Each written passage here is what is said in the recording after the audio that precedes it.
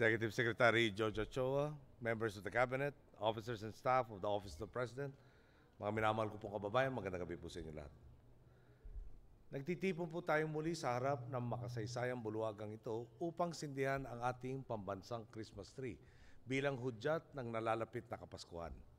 At manliliw naman pong sa makahulugang tradisyon tulad nito, walang makakatumbas sa saya at sigla na ipagdiwang ito kasama ang mga itinuturing kong pamilya.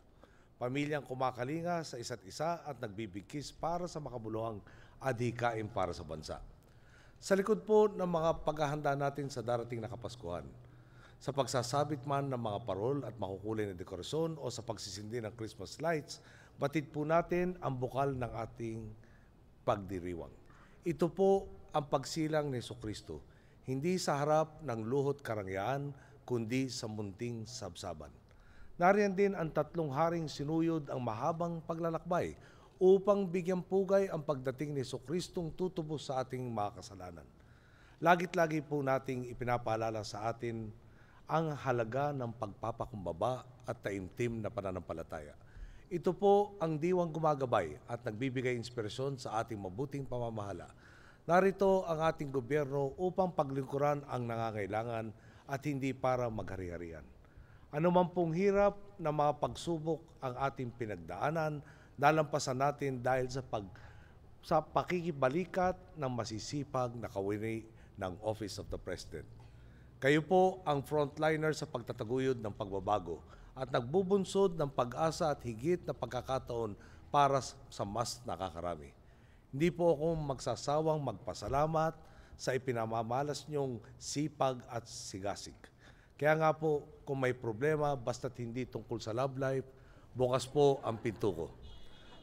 Sa love life po, si Butchabad ang puntahan niyo. Pag-usapan natin at tugunan natin ng magkakasama.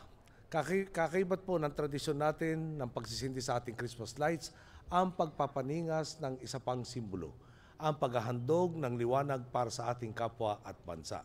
Tandaan po nating may kanya-kanyang tayong tungkulin at kakayahang magtanglaw ng liwanag. Hindi lang para sa sarili, kundi upang makatulong sa mas nangangailangan. Narito tayo para maglingkod, hindi para makasilaw at manlamang. Gaano man kaliit, basta tama ang ating ginagawa ay magdudulot ng dambuhalang ambag sa ating pagunlad. Tingnan na lang po natin ang pambihirang liwanag na idinudulot ng sama-samang pagningas ng mga munting ilaw ng ating sinindihan. Tunay nga pong kapag sama-sama kaya nating makabuo ng liwanag na tatanglaw sa kahit anong kadiliman. Huwag po nating ipagdamot ang liwanag na maaari nating iambag para matanglawan ng pag-asa ang direksyong tinatahak ng ating bayan.